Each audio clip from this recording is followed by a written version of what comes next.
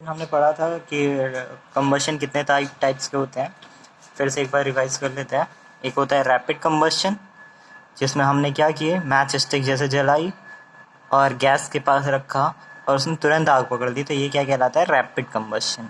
उसके बाद एक्सप्लोजन पड़ा था, यानी sudden release of large volume of gas, यानी जब बहुत सारी गैस तुरंत निकल जाती हैं हाई प्रेशर के साथ तो एक लार्ज नॉइस प्रोड्यूस करती हैं, जिसे हम क्या कहते हैं, एक्सप्लोजन, है ना, धमाका जिसे बोलते हैं। स्पॉन्टेनियस कंबशन, कुछ सब्सटेंस ऐसे होते हैं जो रूम टेम्परेचर पर क्या करते हैं, आग पकड़ लेते हैं तुरंत बिना कुछ किए। ठीक, तो ऐसा कंबशन क्या कहलाता है, स्पॉन्टेनियस कंबशन। जैसे वाइट फॉस्फोरस, जैसे ही आप उसको इन्वायरमेंट में टेबल पे रखोगे वो तुरंत क्या पकड़ लेता है, आग पकड़ लेता है ना। सोडियम, ये सारे क्या हैं, हाईली रिएक्टिव सब्सटेंस, इसीलिए इन्हें कंटेनर में केप्ट करके रखा जाता है, जार में किसी, जिससे ये आग ना पकड़े। ठीक है, जैसे फॉस्फोरस को वाटर के अंदर रखा जाता है, सोडियम को केरोसिन के अंदर रखा जाता है। तो ऐसा कंबशन जिसमें तुरंत आग पकड़ लेते हैं बिना कुछ किए, यानी बिना कुछ हम आग जलाए, तो ऐसा कंबशन क्या कहलाता है, स्पॉन्टेनियस कंबशन। फिर इनकम्प्लीट कंबशन। ठीक है, इनकम्प्लीट कंबशन क्या होता है, जिसमें ज़्यादा ऑक्सीजन नहीं मिल पाती फ्यूल को और वो पूरी तरीके से जल नहीं पाता। ठीक है, तो ऐसे प्रोसेस को क्या कहते हैं, इनकम्प्लीट कंबशन। अब complete combustion, when a fuel Burns in sufficient supply of oxygen, जब फ्यूल जो है उसको प्रॉपर ऑक्सीजन मिल रही होती है, वो पूरा जल जाए, तो ऐसे कंबशन को क्या कहते हैं, कंप्लीट कंबशन, है ना। इससे इनकम्प्लीट कंबशन से क्या बनता है, कोल बनता है ना, जिससे कार्बन मोनोऑक्साइड भी निकलती है। ठीक है, अब सूट क्या होता है पता है, the fuel gives out a yellow flame having a low temperature and leave behind a black residue called suit. जब किसी मोमबत्ती वगैरह को भी जलाते हो तो वो थोड़ा इनकम्प्लीट कंबशन होता है, तो देखा होगा, या फिर कोयले को जला के देखो तो उसमें काला काला धुआं ज़्यादा निकलता है। वो जो धुआं निकल रहा होता है उसी को हम क्या कहते हैं, सूट कहते हैं। ठीक है, अब ट्रू और false, water is use to, check point 2, water is use to extinguish all types of fire. False, सारी फायर को बुझाने के लिए वाटर का यूज़ नहीं कर सकते। जैसे इलेक्ट्रिसिटी से जो आग लगती है उसमें वाटर यूज़ नहीं होगा, क्योंकि वो इलेक्ट्रिसिटी का गुड कंडक्टर है। Carbon dioxide is heavier than oxygen, carbon dioxide क्या ऑक्सीजन से हैवी है, बिल्कुल सही बात है, कोई डाउट नहीं। Carbon dioxide is a highly inflammable gas. Inflammable मतलब, बोलो, इनफ्लेमेबल मतलब जो आग पकड़ती हैं या नहीं। दो तरीके के सब्सटेंस होते हैं, इनफ्लेमेबल और फ्लेमेबल। ठीक है, तो कार्बन डाइऑक्साइड क्या है, इनफ्लेमेबल गैस है या नहीं है, बोलो, इनफ्लेमेबल गैस है। ठीक, oxygen gas is supporter of combustion, बिल्कुल ट्रू है, आग को क्या करता है, सपोर्ट करता है। Spontaneous combustion takes place without any external source, true. Spontaneous combustion के लिए माचिस जलानी नहीं पड़ती, वो अपने आप ही फायर कैच कर लेता है। अब बात करते हैं फ्लेम क्या होता है। ठीक है, जैसा कि देख रहे होगे, ये फ्लेम है, ये भी फ्लेम है, ये मैग्नीशियम रिबन, यानी जब छुरछुरिया वगैरह जलाते हो तो इस तरह का फ्लेम बनता है। तो ये अलग अलग तरीके के फ्लेम होते हैं। ठीक है, तो any substance that vaporise during the process of burning gives off flame. तो फ्लेम क्या है, सीधी सी बात है, यहाँ से लेके आपको कहाँ तक लिखना है, हेडिंग डालनी है फ्लेम, उसके बाद कहाँ से कहाँ तक लिखना है, यहाँ से लेके यहाँ तक। ठीक है, क्लियर हुआ, कोई डाउट यहाँ पर। अब आगे बात करते हैं, एग्जाम्पल, कैंडल जब जलती है तो फ्लेम बनती है। अब टाइप्स ऑफ फ्लेम की बात करते हैं, कितने तरीके के फ्लेम्स होते हैं।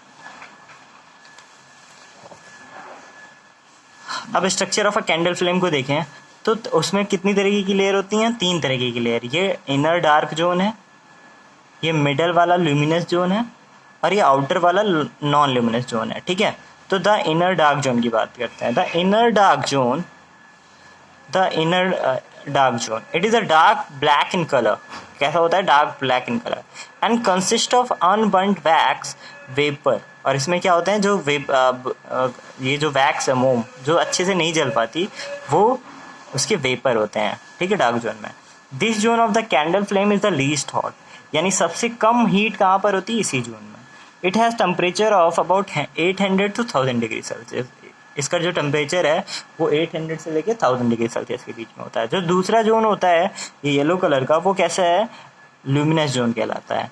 The wax vapour start burning in this zone, here the flame is luminous yellowish in colour As oxygen is not available in plenty, so the wax vapor does not burn completely. यहाँ पर भी oxygen completely नहीं मिल रहा होता है, इसीलिए पूरी तरीके से नहीं जलता, लेकिन डार्क जोन से तो अच्छे से जलता है, इसीलिए ये कैसा होता है, येलो कलर का। इसका टेम्परेचर उससे ज़्यादा होता है, 1200 डिग्री सेल्सियस। अब जो होता है the outer non luminous zone, इसमें सबसे ज़्यादा हीट होती है क्योंकि यहाँ पर प्रॉपर सप्लाई होती है ऑक्सीजन की। The wax vapour burns completely in this zone as oxygen is available in plenty. The flame is non luminous blue in colour. कैसा होता है, ब्लू इन कलर। सबसे पहला डार्क ब्लैक, दूसरा येलो, तीसरा ब्लू। और इसका टेम्परेचर सबसे हाई होता है, यानी अगर किसी चीज़ को पिघलाना है या जल्दी बनाना है तो सबसे ऊपर रखो तो वो ईजिली बन जाता है। तो 3 जोन पड़े कैंडल के, inner dark zone, middle luminous zone, outer non luminous zone. ठीक है, अब फ्यूल की बात करते हैं। फ्यूल हमने भी पढ़ा हुआ है इससे पहले भी। फ्यूल क्या होता है, वो सब्सटेंस जो एयर में बर्न होते हैं हीट और एनर्जी प्रोड्यूस करने के लिए, ऐसे को हम क्या कहते हैं, फ्यूल। एग्जाम्पल के तौर पर कोल, चारकोल, CNG, LPG, बायोगैस, ये सारे क्या है हमारे फ्यूल। ठीक है, तो फ्यूल हेडिंग डालनी है और कहाँ से कहाँ लिखना है, यहाँ से लेके यहाँ तक। एग्जाम्पल के तौर पे कुछ भी लिख सकते हो, coal, charcoal, CNG, LPG, petrol, diesel, सब। ठीक है, अब ये तो पता ही होगा कौन सॉलिड में होता है, कौन लिक्विड में होता है, कौन गैस में होता है। जैसे कोल सॉलिड में होता है, चारकोल भी सॉलिड में होता है, डीजल लिक्विड में होता है ना, LPG गैस में होती है। इस तरह से कहीं भी लिख सकते हो। तो कैरेक्टरिस्टिक्स ऑफ गुड फ्यूल की बात करते हैं कि गुड फ्यूल कैसा, कौन सा कहेंगे हम गुड फ्यूल है। तो पहला क्या है, जो गुड फ्यूल होगा वो क्या होगा, इनएक्सपेंसिव एंड रेडिली अवेलेबल, यानी ज़्यादा महंगा ना हो और आसानी से अवेलेबल हो। Second, burn safely and should be readily combustible, यानी आराम से जले, उससे कोई खतरा ना हो। ठीक है। तीसरा, have a high calorific value. अब कैलोरीफिक वैल्यू क्या होती है, जिसकी कैलोरीफिक वैल्यू क्या होती है, जब अगर मैं डेफिनेशन समझाऊँ तो वैसे तो 10 में, लेकिन समझा देता हूँ। जब किसी 1 kg फ्यूल को तुम बर्न करो, उसमें जो अमाउंट ऑफ हीट प्रोड्यूस होगी वही उसकी कैलोरीफिक वैल्यू होगी। सिंपल भाषा में कहें तो जिस चीज़ को, अगर मान के चलो 1 किलो हमने पेट्रोल लिया, 1 किलो कोल लिया, जिसमें हीट ज़्यादा बन रही होगी उसकी कैलोरीफिक वैल्यू ज़्यादा होगी। तो सीधी सी बात है, हीट ज़्यादा चाहिए होती है तो कैलोरीफिक वैल्यू उस फ्यूल की ज़्यादा होनी चाहिए। Be easy to store and transport, यानी स्टोर भी आसानी से कर सकें, ऐसा होना चाहिए अच्छा फ्यूल, और एक जगह से दूसरी जगह भी ले जा सके, उसे क्या कहते हैं हम, गुड फ्यूल। उसके बाद have an ignition temperature above the room temperature, यानी जो फ्यूल है, अब इग्निशन टेम्परेचर क्या होता है, वो लोवेस्ट टेम्परेचर जिस पर कोई चीज़ क्या कर लेती है, catches fire. Ignition temperature is the lowest temperature at which fuel catch fire. ठीक है, तो कह रहा है कि इग्निशन टेम्परेचर ना ज़्यादा होना चाहिए ना कम होना चाहिए, इतना भी कम नहीं होना चाहिए कि हमने उस सामान को बाहर निकाला और बिना माचिस लगाए ही वो आग पकड़ ले। तो रूम टेम्परेचर से ज़्यादा होना चाहिए इग्निशन टेम्परेचर, कि आराम से हम घर पे रख सकें और वो आग ना पकड़े अपने आप। ठीक है। Last, not produce harmful gases on burning and should not leave any ash behind, यानी कि जब वो जले तो कोई हार्मलेस गैस, जैसे कार्बन मोनोऑक्साइड गैस होती है, वो बहुत हार्मलेस होती है ना। सुना होगा ठंडियों में कोई हीटर जला के कमरा बंद करके सो गया और वो मर जाता है, उसे पता भी नहीं चलता, जैसे मीठी नींद कहते हैं। तो असल में कार्बन मोनोऑक्साइड बहुत जहरीली गैस होती है। ठीक है, तो ऐसी गैसेज अगर निकलेंगी तो वो हार्मफुल होंगी, इसलिए ऐसी गैसेज ना निकले, ऐसे फ्यूल को हम क्या कहते हैं, गुड फ्यूल। समझ में आ गया। फ्यूल एफिशिएंसी, फ्यूल एफिशिएंसी हम कैसे मेजर करते हैं, कैलोरीफिक वैल्यू से अभी बोला था। कैलोरीफिक वैल्यू क्या होती है, डेफिनेशन भी लिखी है, हेडिंग डालना कैलोरीफिक वैल्यू, और यहाँ से लेके कहाँ तक लिखोगे, यहाँ तक।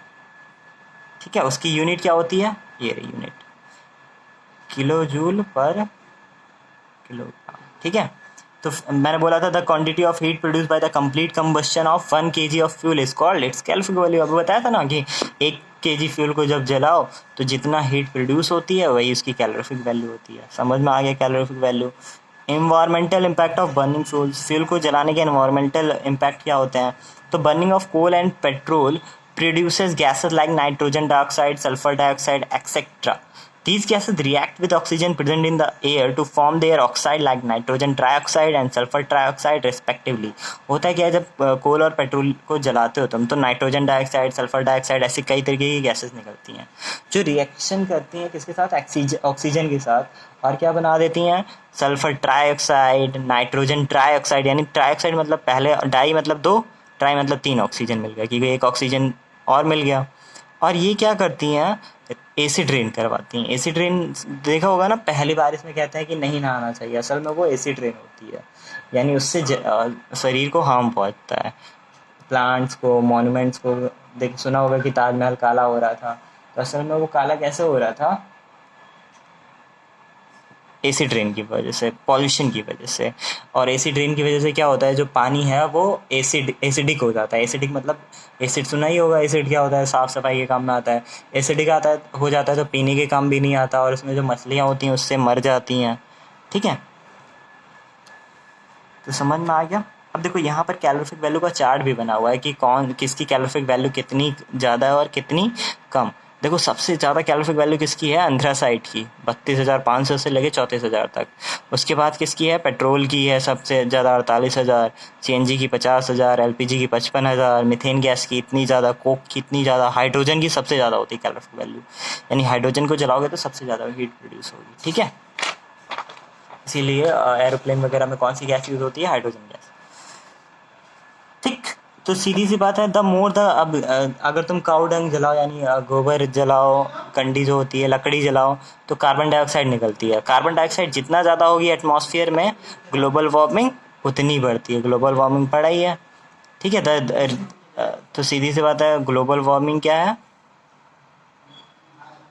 जितनी ज़्यादा कार्बन डाइऑक्साइड उतना ज़्यादा ग्लोबल वार्मिंग। ग्लोबल वार्मिंग से क्या होता है, हीट प्रोड्यूस होती है, एनवायरनमेंट गर्म होता है, जिससे जो हमारे ग्लेशियर हैं वो पिघलना शुरू होते हैं, बाढ़ आती है, मौसम में चेंजेस आते हैं। तो हमें क्या करना चाहिए कंट्रोल करने के लिए, तो ये कुछ मेथड्स हैं कंट्रोल करने के लिए ग्लोबल वार्मिंग को और एनवायरनमेंट को बचाने के। We must try to find alternative energy sources like solar energy and wind energy etcetera. हमें प्योर फ्यूल वगैरह को जलाने के लिए अल्टरनेटिव एनर्जी जैसे सोलर एनर्जी और विंड एनर्जी यूज़ करनी चाहिए। Second, catalytic, these days catalytic converter are fitted in the car which remove the harmful chemical present in the exhaust। होता है क्या है, साइलेंसर वगैरह में अब क्या होते हैं, मॉडर्न टेक्नोलॉजी में कैटालिटिक कन्वर्टर लगे होते हैं, जो हार्मफुल गैसेस होती हैं उनको क्या कहते हैं, न्यूट्रलाइज कर देते हैं, और वो हमारे एनवायरनमेंट को हार्म नहीं पहुंचा पाती। और हमें क्या यूज़ करनी चाहिए, we must save electrical energy by switch off light and fan when not in use. तो हमें क्या करना चाहिए, इलेक्ट्रिकल एनर्जी को सेव करना चाहिए, ताकि यूजिंग लेस इलेक्ट्रिसिटी को कम यूज़ करो, जिससे जो पॉल्यूशन होता है पावर प्लांट से वो भी कम हो जाएगा। ठीक है, तो ये हो गया हमारा कंप्लीट एक्सरसाइज। ठीक, अब बात करते हैं, द वेपराइजिंग सब्सटेंस गिव, क्या वेपराइजिंग सब्सटेंस क्या करते देते हैं जलने पर, हीट ऑन बर्निंग, बोलो, heat on burning. Yes, the vaporising substance give heat on burning. Yellow flame का टेम्परेचर कितना होता है, 1200 degree Celsius. The dash zone is the hottest zone of the flame, तो कौन सा जोन, ब्लू जोन या non luminous zone of the polar ice caps is taking place due to global warming. तो क्या होता है, dash of the polar ice caps, तो melting of the polar ice caps is taking place due to global warming. तो यहाँ पर क्या लिखना है आपको, हीट, यहाँ पे क्या लिखना है, 1200 डिग्री सेल्सियस। यहाँ पर ब्लू लिख दो या फिर नॉन ल्यूमिनस, ब्लू भी ज़्यादा सही है। यहाँ पे क्या लिखोगे, मेल्टिंग। ठीक है, तो ये हो गया हमारा कंप्लीट चैप्टर। अब एक्सरसाइज की बात करें तो वो आप खुद कर लेना, जो ना समझ में मुझे बताना। Thank you.